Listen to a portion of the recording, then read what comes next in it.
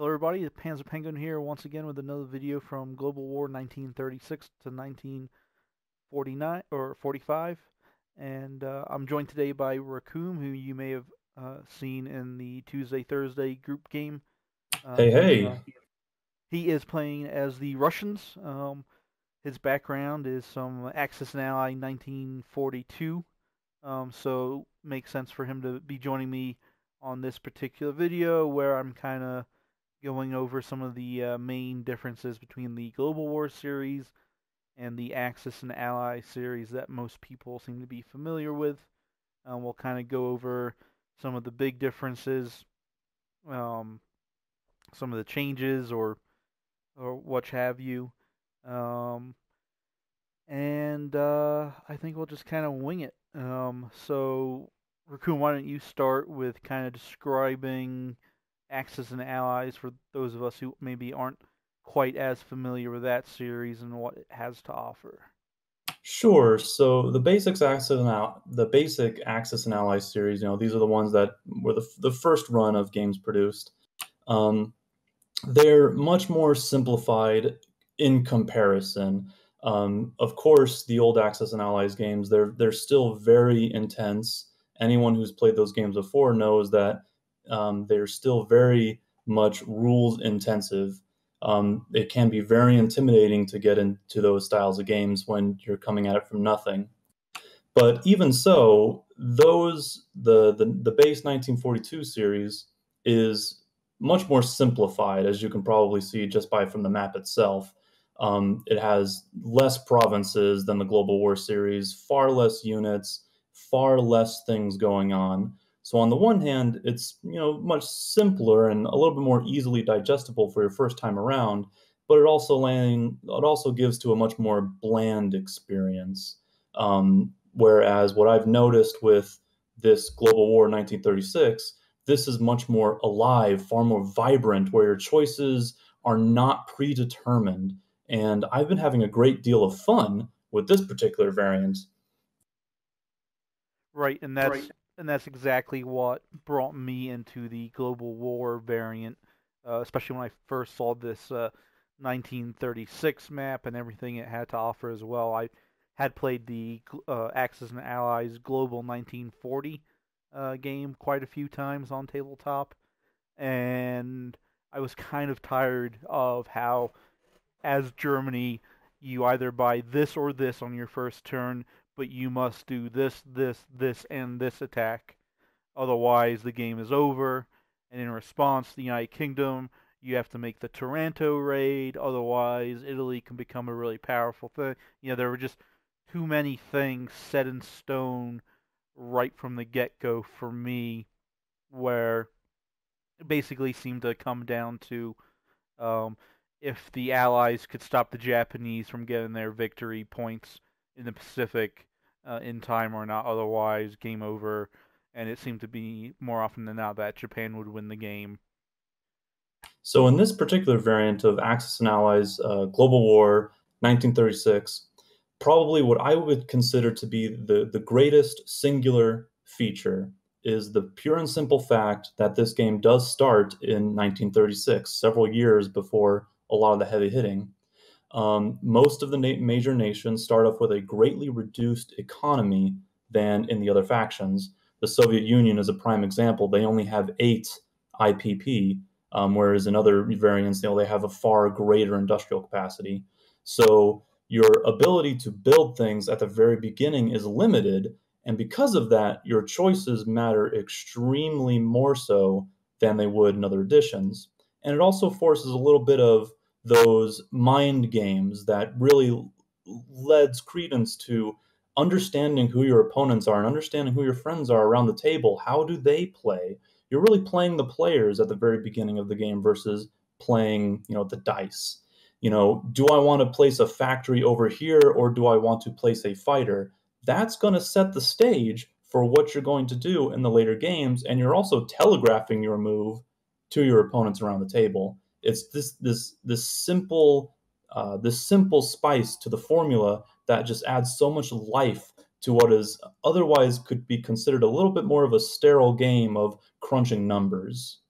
Right, and that actually kind of ties in quite well to the something I always like to refer to, and that's the the projecting a threat on an area to make your opponent respond to something, which could then weaken them somewhere else, or maybe a couple turns pass and they forget about that initial threat you put on the board, which leaves an opening for you to carry out the attack. Um, I find, I mean, it's hard to play that way. I mean, you really have to be able to see a couple turns ahead and kind of, but you also need to kind of be in the position to be able to dictate. And obviously, as the Germans who go first, you're very much in that seat of power where what you build and what you move and the illusion that you may project onto the board could cause, say, the Russians, maybe they're not the best example, but especially the United Kingdom, Great Britain, you can very much dictate sort of the direction they go down, which could, say, weaken them from your real objective, whatever that may be. Um, it's like Completely. it's this is very much a smoke and mirrors sort of game where you want to make it look like you're doing something, and then come back and hit them with the right hook when they were expecting the left. And I find that unlike with the uh, later date games like the Axis&Allies Global 1940 and things, where things are kind of already set in stone, having what is roughly about 6 turns of sort of pre-war build-up, I find that just offers so much greater flexibility. You can kind of try different strategies. I mean, obviously everyone knows that, for instance, Germany is going to attack Poland and also is going to attack France. You kind of know within a turn or two, maybe there's a 3-turn period where those attacks somewhat have to happen. But it's really about, well, what forces are they going to bring in, which move are they going to make, and how are they going to go about it. And of course, with these, what I like to call the interwar years, sort of the pre-European side of things, as far as the war goes, as Japan and China basically get engaged right off the bat. I like how they have the proxy wars going on, like the Spanish Civil War keeps the German and Russian player active with some sort of mind games in a sense, because uh, win or lose, that could have some pretty heavy repercussions when all-out war starts to take place, and that kind of goes on, and you're pulling money, your IPPs, away from units you may be building in your home country, so that you can lend the least units to the Spanish Civil War. And based on the outcome of how that goes, maybe you stop doing that at a certain point and start focusing on your home country, or maybe you keep spending trying to get that victory. Um, Especially because one of the big differences, while Axis&Allies seems to have either total domination or victory cities to conquer, Global War kind of changes things up quite a bit and has victory points. I'm just going to move my screen down here, looking at some of the Axis ones right now. Um, so you have these sort of specific little objectives here, like there's the Spanish Civil War, income related, but for the Germans, that you want to take war. You basically want to take Poland, the Baltic states, the lowlands in Europe, um, the Balkans, and the western half of Russia, essentially, as sort of your objectives. Um, Obviously, the Italians and Japanese will have their own objectives. Here's a quick little view of them. But then, while we're speaking about objectives, I think it would be a good time to bring up one of the biggest differences between the two games. And you can just look at the name Axis&Allies, which pits the Axis versus the Allies. Well, in this game, we have a third uh, diplomatic grouping, which is the Comintern, which is essentially just Russia, but they also have Communist China under their wing, Republican Spain, and Tanu Tuva however you want to pronounce that, and their objectives, which are apparently on this sheet. Some of them, obviously, they are counter to the Axis, but some of them are also counter to the Allies. For instance, one that I can think of right off the top is that France wants uh, the nationalists to win the Spanish Civil War because they get points if there are no Russians on the border of their home country. However, the Russians get a victory point for having won the Spanish Civil War and for spreading communism around the world. So technically they're allies, but at the same time they're kind of fighting each other for different victory points. I definitely do like the three-way versus the more traditional Axis versus Allies, two sides. This really adds that third dimension where, yeah, there is this tentative kind of gentleman's agreement that everyone's going to go after, Japan and Germany. That's kind of a given. But at some point in the game, the Allies and the Comintern's are eventually going to have to decide that if they want to win, they're going to have to do something that is against the best wishes of their kind of friends across the pond. So when is that going to happen? And knowing that that is in the back of your mind throughout the entirety of the game really adds that kind of extra dimension that wasn't there in other variants. Right, and you have to be careful though because you don't want to hinder your allies to the point where the Axis gain the advantage. Because if the Axis win, then everybody's a loser. So in that regard, you do want to be able to help them out, but you probably don't want to help them out too much and make them basically more powerful than you. Uh, so there's a fine line to walk with, how much, the United States obviously has the largest economy of the Allies, so it's kind of how much do they send and lend lease aid, especially towards Russia if Russia's having a hard time against Germany. So obviously you don't want Germany to knock Russia out of the war because that makes things a lot harder for you and your allies. Um, but if you guys have been paying attention to some of these cards, you can see that there are a set of conditions that allow the Allies and the Russians to go to war. And in a nutshell, it's once Berlin has fallen, they can basically declare war on each other and actually basically play out the Cold War, but with actual war. Um, Obviously, we haven't played far enough in either of our games to see if how feasible something like that is or how likely. I imagine the German player specifically would have to play pretty poorly for a situation like that to happen. But it is an interesting dynamic that you can kind of throw on to the end of the game and basically see who the real winner is. So there is one of the things that I find really fascinating with this particular variant is the Spanish Civil War.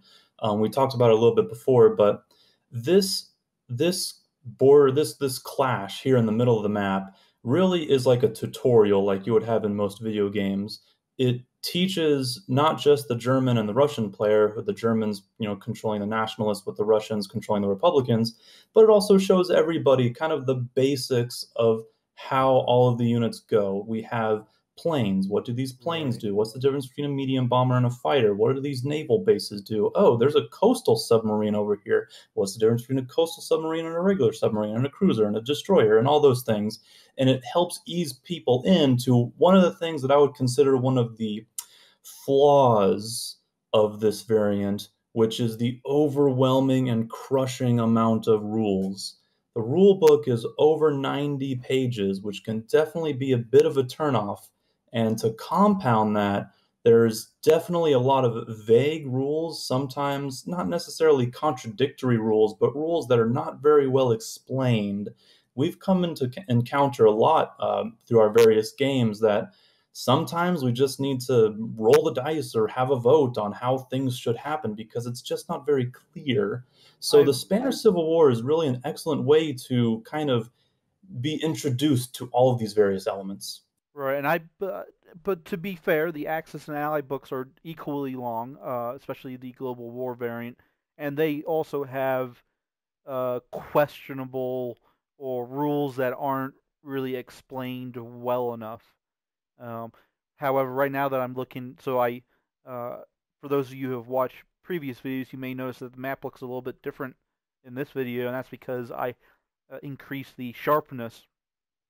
And now that we've done that, you may have also, if you've watched one of those other videos when we were fighting the Spanish Civil War, you may have noticed that we consider this Madrid to Leon attack to be not a mountain terrain. But now that it's sharpened, it does look to me like it is a mountain territory.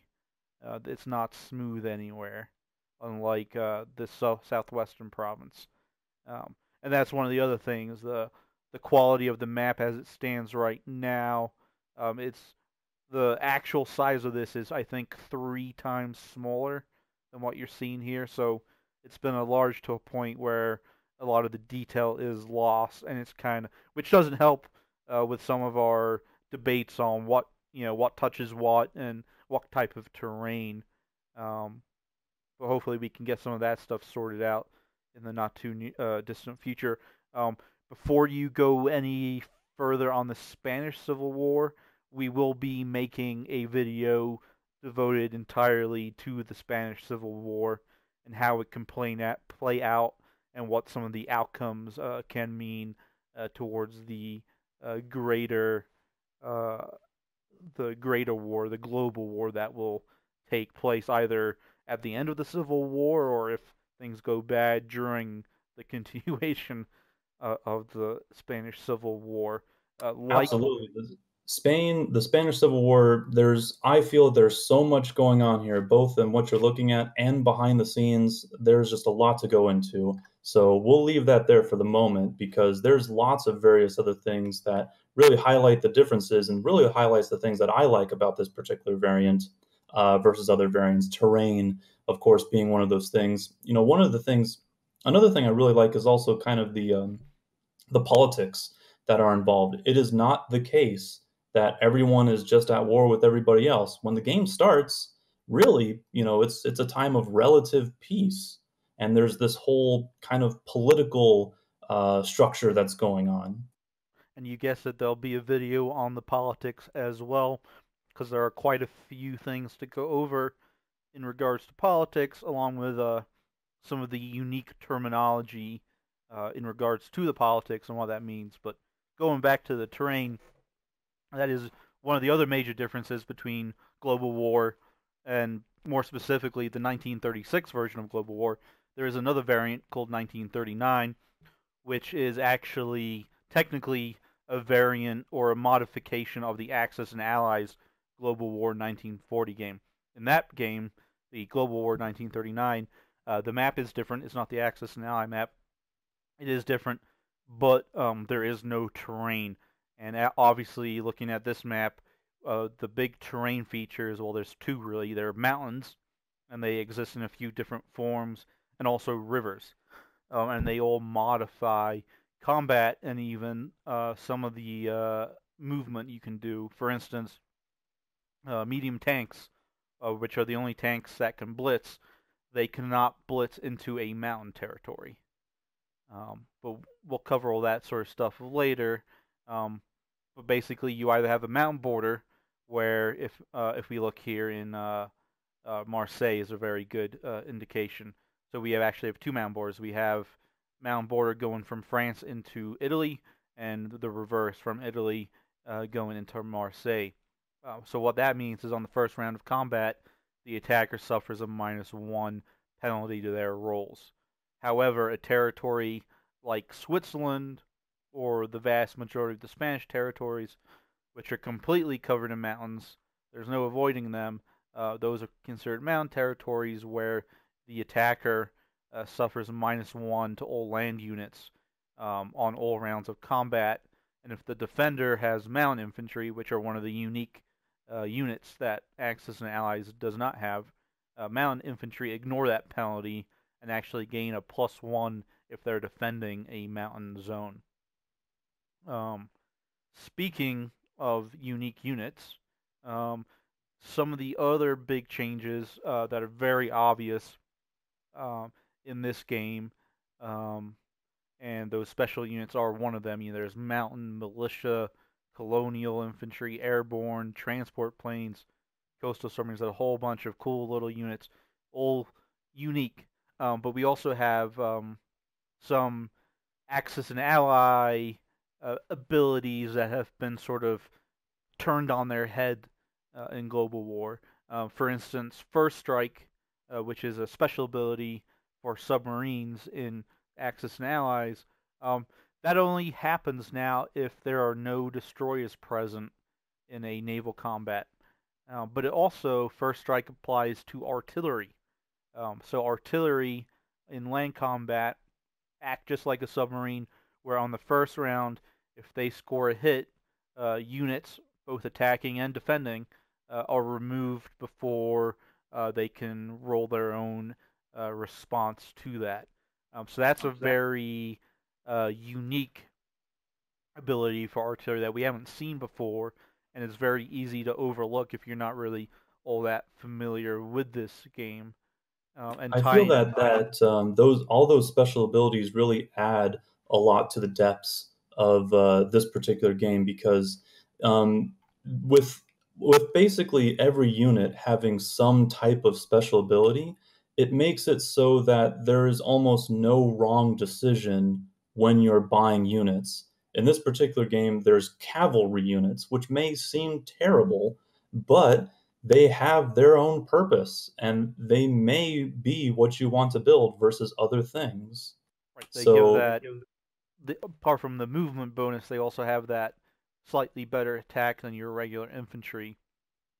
So at least and those early special on, abilities, yeah, they definitely, I love the first strike from the artillery. It just adds that little extra bit of life to each one of the units that you could summon.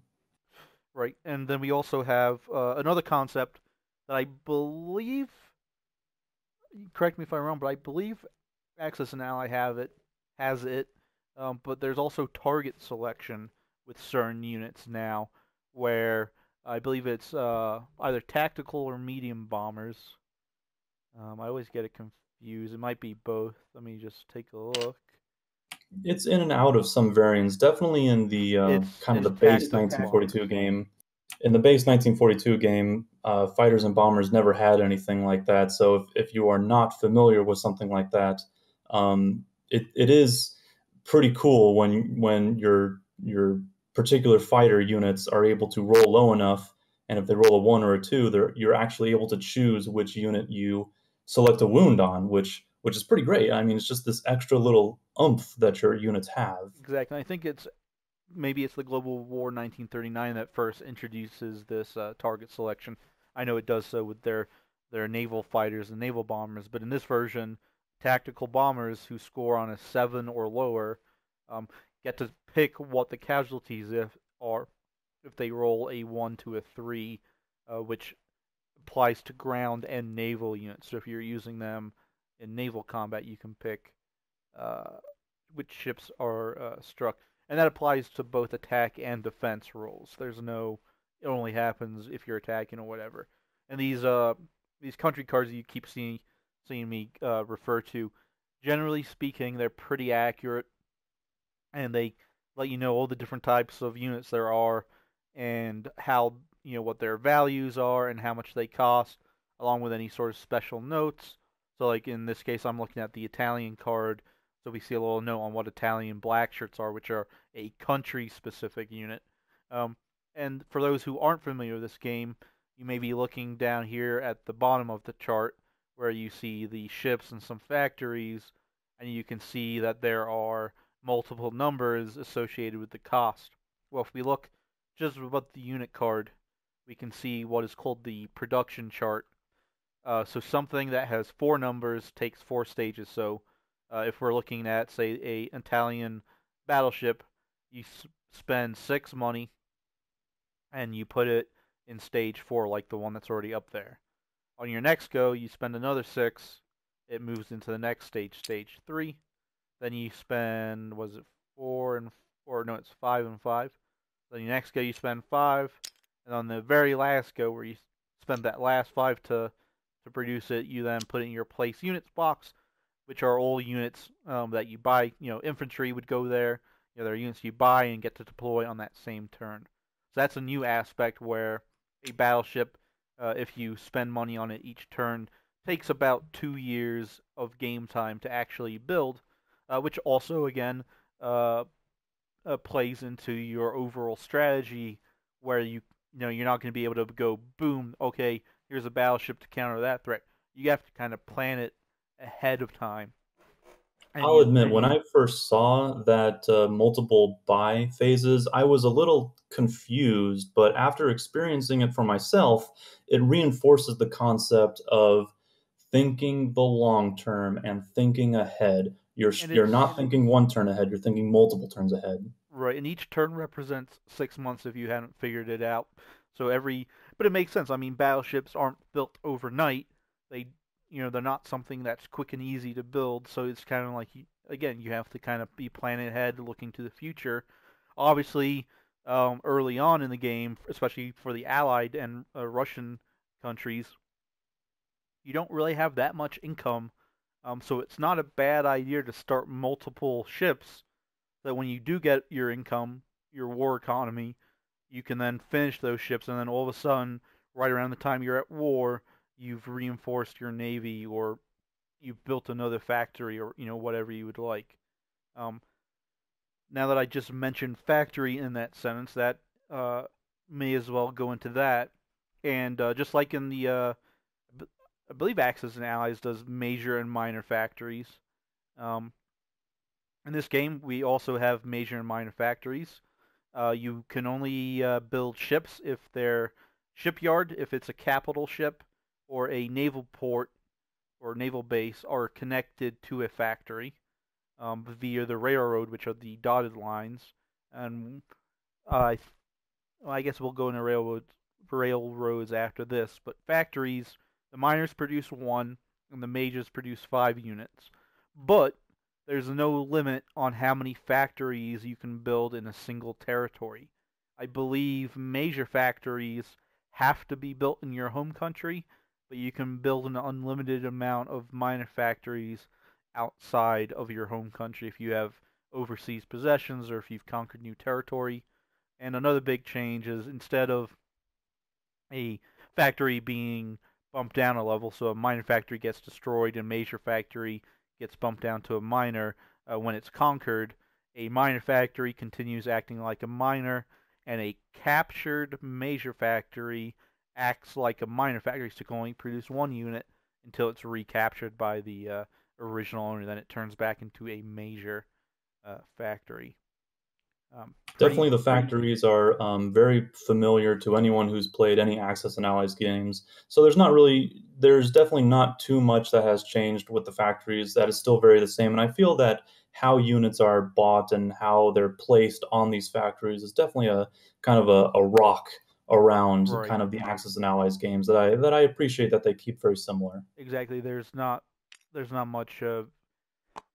They're not making it complicated. It's just the same as it's kind of always been. You just can build more factories, and you don't have as many restrictions. Um, Railroads are a cool new little thing, and when I first saw this map, that's what made me the most excited. Once I read the rules and saw how they functioned, but basically they allow you, depending on what sort of zone you're in. So Europe gets you can move 4 units by rail. Russia, a few others only get 2, and then some places only get 1. But let's say we're Germany, and I have troops in Bordeaux, and I want to move them to East Poland. Well, if that was an infantry, it would take 1, 2, 3, 4, 5. It takes 7 turns. However, with using the railroad, that's one of the 4 units I can move by railway, and you can pick them up in Bordeaux, and in 1 turn, as long as those railways aren't destroyed by strategic bombing, you can move all the way to the Russian border in 1 turn. That adds a new strategic element to the game in regards to being able to shift at least some amount of units across the map relatively quickly, as long as you follow the restrictions and rules.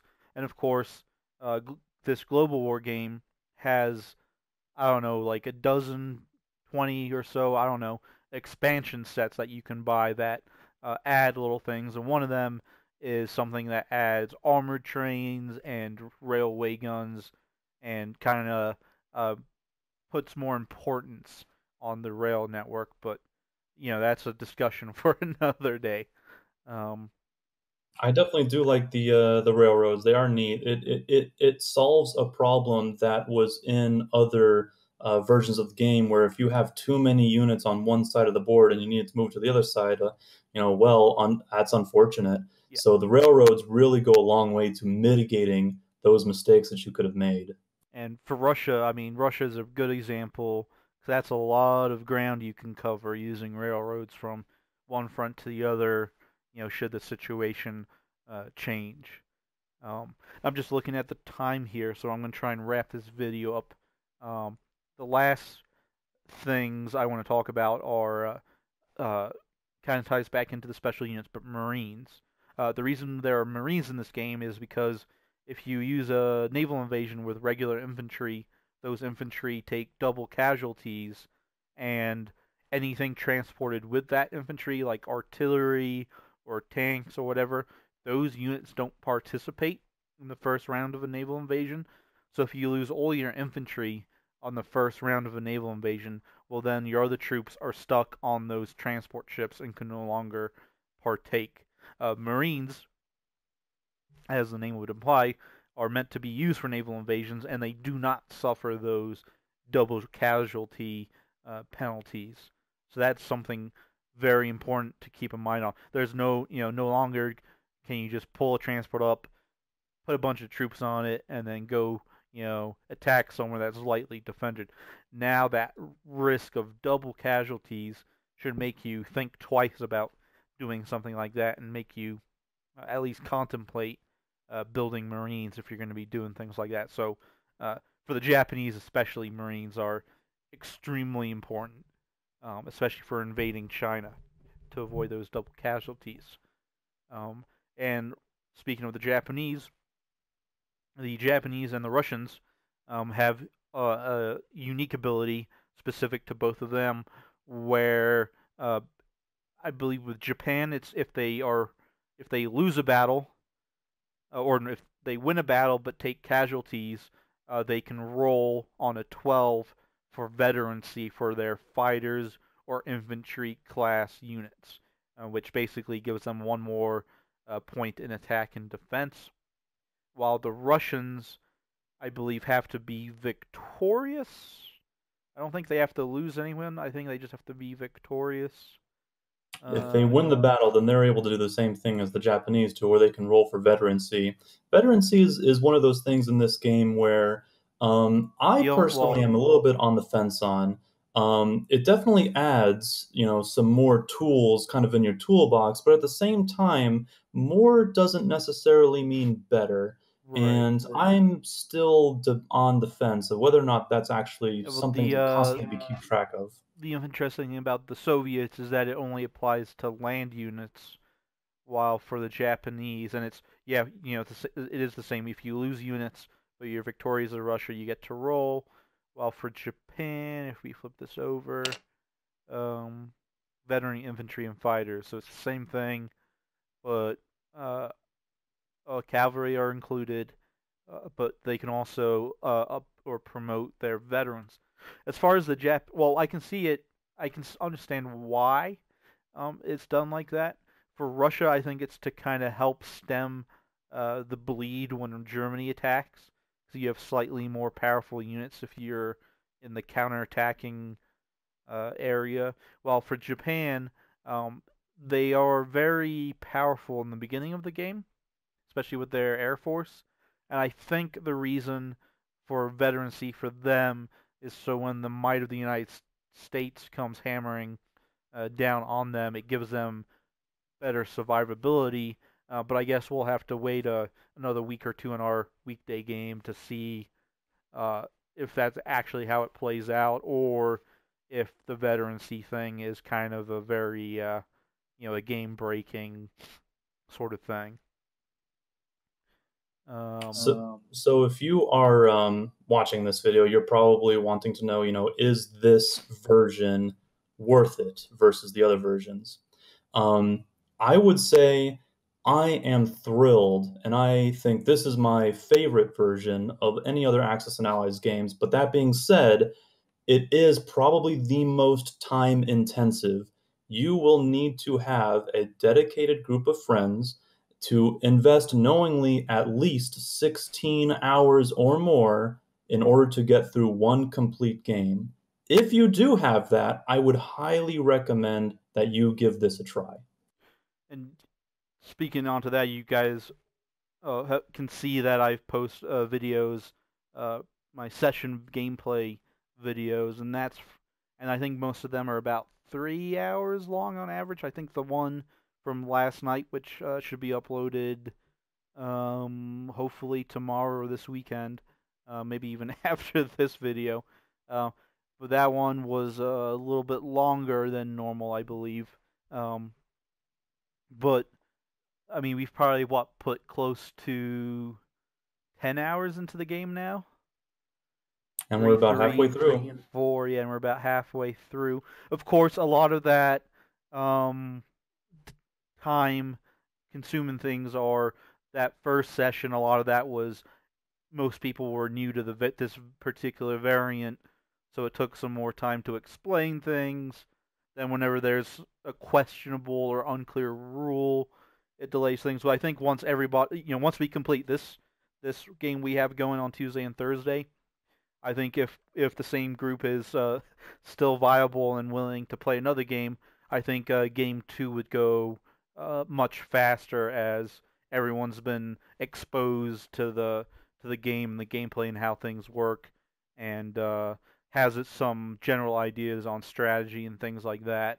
So I think that would speed the gameplay up a bit once you're familiar with this. But you're right, it is a bit overwhelming to someone who's probably never been exposed to this sort of game.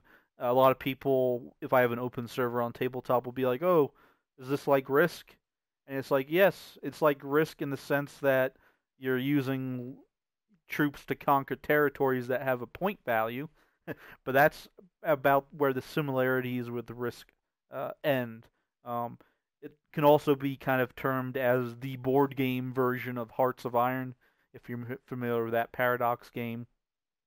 Um, Hearts of Iron 3, strongly recommended. Hearts of Iron 4, not so much. Um, Definitely, new players beware. This is a gamer's game. You have to be that type of person in order to get into it. But if you are and you do have those group of friends, it is deeply, deeply rewarding. exactly. I mean, we were all able to uh, generally devote a couple hours on Tuesday and Thursday night to playing this game, which is where we've now done 3 sessions. Yeah, we've done 3 sessions. So we've done. I think we're up to turn where we're in 1940 now. So we've done we've done about 8 turns or so in 3 sessions. So in about 10, so like basically an hour per turn. Um, and obviously those times can vary once you're all familiar. But like I said, it is like Rekoom's just said, it is a gamer's game. Um, Maybe that's why I like it so much, because this is exactly my kind of game. I mean, I am the guy who kind of threw it all together. This mod is my mod, so I've put countless more hours into setting this all up. And if you guys keep an eye out, there may be some more updates or another version of this with some expansions included in the next month or two. We'll see. Um, I think that's going to be a wrap for this first video. This will be a video series. I have a very rough list of episodes or things I want to talk about. Now that we've done this first video, I am gonna change things around a little bit. I think, knowing or seeing how much this is almost a 45-minute video. I was trying to keep these to 15 to 30 minutes, but we'll get that nailed on these next few videos. So I'm gonna wrap this up here. So keep an eye out for the next video. I'll keep everything separated, and you should also be seeing more actual gameplay videos coming in the near future. So this is Panzer Penguin signing out. See you next time. And hope you guys enjoyed. So remember to like this video, subscribe to the channel, and leave comments. Have a good one.